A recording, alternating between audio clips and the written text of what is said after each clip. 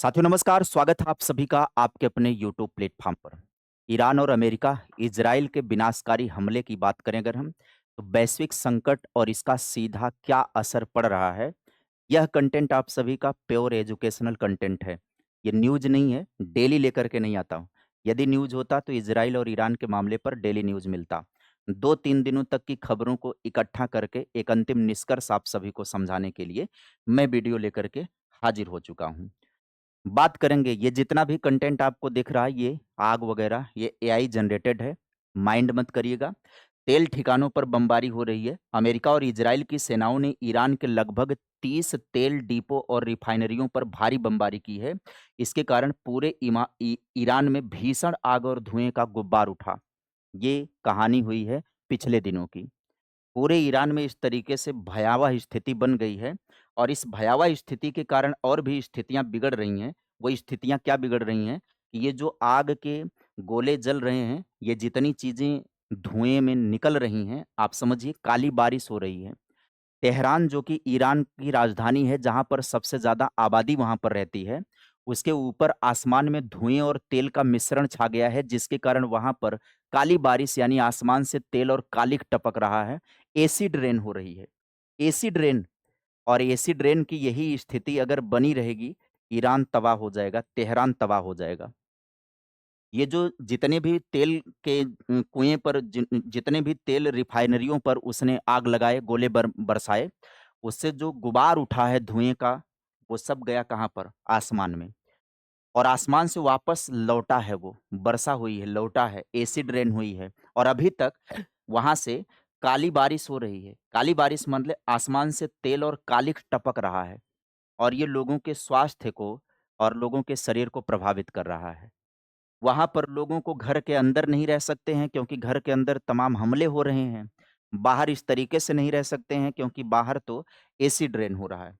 आम नागरिकों को नुकसान हो रहा है। इन हमलों में केवल सैन्य ठिकानों को ही नहीं बल्कि आम नागरिकों, गैस पाइपलाइनों, यहाँ तक कि स्कूलों को भी निशाना बनाया गया जिसमें भारी जनहानि हुई।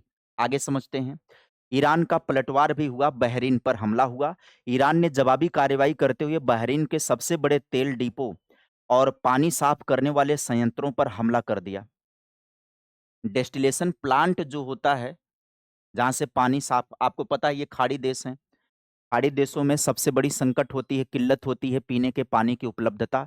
इसके लिए ये बनाते हैं, पानी साफ करने वाले संयंत्र बनाते हैं। तो जब ईरान पर हमला हुआ, उसके तेल के कुइयों पर या तेल संयंत्रों पर, रिफाइनरियों पर हमला हुआ और उसके पानी के संयंत्रों पर हमला हुआ, तो उसने पलट करके भी यहाँ पर हमला किया बहरीन पर। ईरान ने जवाबी कार्रवाई करते हुए बड़े तेल डिपो और पानी साफ करने वाले संयंत्रों पर हमला कर दिया। अब यह संकट ना डायरेक्ट पहुँच चुका है किस पर? मानवीय संसाधनों पर ये संकट पहुँच चुका है।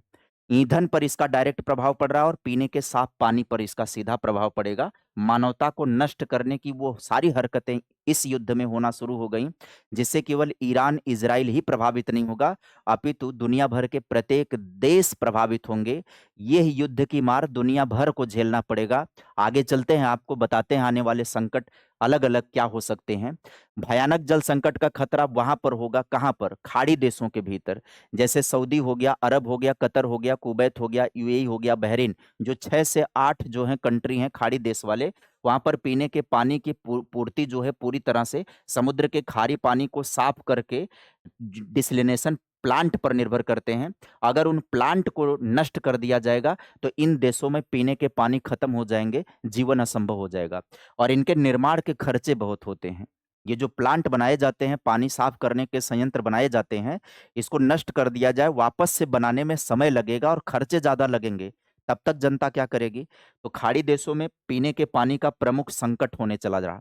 इधर ईरान ने अपना नया नेतृत्व भी तय कर लिया। ईरान के अंदर नया नेतृत्व आ गया। ईरान ने अयातुल्ला खामनेई के बेटे मुज्तबा खामनेई को अपना नया सुप्रीम लीडर घोषित कर दिया है। ये कल के घटनाक्रम में बात आई है। और इधर बात करें वैश्विक तेल और ऊर्जा संकट, अब इस युद्ध का प्रभाव दुनिया भर में पड़ेगा। कैसे दुनिया भर में पड़ेगा? तेल की कीमतों में आग लगेगी। कच्चे तेल की कीमतें $110 प्रति बैरल से $120 प्रति बैरल के पार हो गई हैं और इनके 150 तक जाने की आशंका है। अगर ये 150 तक जाएगा, तो दुनिया के अधिकांश देश जो आयातित कच्चे तेल पर निर्भर करते हैं, भारत भी उसमें है। वहाँ पर तेल के दाम में बढ़ोतरी होना तय है। सप्लाई ठप होगी, युद्ध के डर से बहरीन, कतर, कुवैत जैसे देशों ने तेल का उत्पादन और निर्यात रोक दिया है। इराक के तेल की सप्लाई 60% की गिरावट आ चुकी है, समझिए। इराक जो सप्लायर देश है, 60% की गिरावट आ गई। इसके अलावा अन्य कई खाड़ी देश हैं जो तेल की सप्लाई पर लगाम लगा रहे हैं, तेल की सप्लाई बंद हो रही है, बाधित हो रही है। ऐसे में दुनिया में उपलब्धता घट जाएगी, तेल की उपलब्धता, ईंधन की उपलब्धता। पाकिस्तान में पेट्रोल के दाम 55 रुपए से बढ़ गए हैं, 55 रुपए बढ़ गए हैं। जो पहले थे, रहे होंगे 400-500 रुपए हैं, उसमें भी बढ़ करके। बांग्लादेश में बिजली बचाने के लिए छुट्टियां की जा रही हैं और फिलीपींस में काम के दिन घटाकर 3 घंटे कर दिए गए हैं। ये परिवर्तन दुनिया में आना शुरू हो गया है। भारत पर इसका सीधा असर है कि युद्ध की घबराहट में भारतीय शेयर बाजार में भारी गिरावट आई। सोमवार को बाजार खुलते ही 10 मिनट के भीतर निवेशकों के लगभग 12 लाख करोड़ रुपए डूब गए। ये सोमवार के दिन भारतीय शेयर मार्केट की स्थिति रही है। गैस की किल्लत, आप सभी को पता है कि भारत में कमर्शियल एलपीजी गैस की सप्लाई पर असर पड़ने लगा है। पंजाब में सप्लाई रोके जाने, मुंबई के होटलों में गैस सिलेंडर की कमी और पुणे में गैस की कमी से शमशान घाट प्रभावित हो रहे हैं। और कमर्शियल सिलेंडर तो उपलब्ध ही नहीं हो रहे हैं, केवल स्कूल और हॉस्पिटल को उपलब्ध करवाए जा रहे हैं। आगे आप समझिएगा, यही कंडीशन फिर पेट्रोल पर आएगी, डीजल पर आएगी, यही सेम कंडीशन। लाल सागर और अरब सागर में जहाजों पर खतरे के कारण माल ढुलाई का खर्च बहुत बढ़ गया है। भारत के हजारों कंटेनर और अरबों डॉलर का निर्यात का सामान, जैसे बासमती चावल वगैरह, बंदरगाहों पर ही फंस गए हैं। उनका निर्यात नहीं हो पा रहा, यानी कि चीजों को मंगाना और भेजना ये मुश्किल हो गया है, खतरों को ध्यान में रखते हुए। राजनीतिक पहलू की अगर हम बात करें मनसा, तो अमेरिकी राष्ट्रपति डोनाल्ड ट्रंप की तीखी आलोचना इस बात पर की जा रही है कि एक तरफ दुनिया युद्ध की आग में जल रही है और उसके सैनिक मारे जा रहे हैं, दूसरी तरफ वो गोल्फ खेलने में बिजी है। अमेरिका का असली मकसद है क्या? इस ईरान को युद्ध में धकेल करके, इजराइल को युद्ध में धकेल करके ये करना क्या चाहता है? क्या इजराइल का ये भला करना चाहता है? नहीं। तुम्हारे कंधे पर बंदूक रख करके चलाऊंगा। सिंपल सा फंडा इसका है कि जिस तरीके से उसने ईरान के परमाणु हथियार खत्म करने का उद्देश्य बनाया और ये कहा कि ईरान के पास परमाणु हथियार है, उसे नष्ट करेंगे और ईरान को कमजोर करेंगे, बल्कि इराक की तरह वो ईरान के बेशकीमती तेल भंडारों पर कब्जा करना चाहता है। इसका मुख्य मकसद केवल और केवल है, जिस तरीके से वेनेजुएला को इसने कब्जे में लिया तो केवल और केवल तेल के कारण लिया, उसी तरीके से जैसे इराक को तबाह किया था इसने तेल के कारण, तेल कब्जा करना, उसी तरीके से ईरान पर कब्जा जमाना चाह रहा है, उसको तेल को कंट्रोल करना चाह रहा है, क्योंकि ये पूरी एनर्जी को कंट्रोल करना चाह रहा है। एनर्जी कंट्रोल हो जाएगी, दुनिया के कई देश बिना कहे गुलाम हो जाएंगे, बिना कहे गुलाम हो जाएंगे, एनर्जी कंट्रोल कर लिया जाए। ये सदी ही और आने वाली सदी एनर्जी की लड़ाई का है। एनर्जी कंट्रोल जिसके हाथ में रहेगा, दुनिया पर राज वही करेगा। कौन कितनी बड़ी अर्थव्यवस्था है, कौन कितना बड़ा तोप है, मैटर ये नहीं करता है। मैटर ये है कि एनर्जी किसके पास है। तो एनर्जी कंट्रोल करना चाह रहा है। अभी एनर्जी का डिस्ट्रीब्यूशन है दुनिया के कई देशों के पास, वो नियंत्रित करना चाह रहा है। अब यहाँ पर युद्ध जो है, तेल और पानी का युद्ध हो गया है।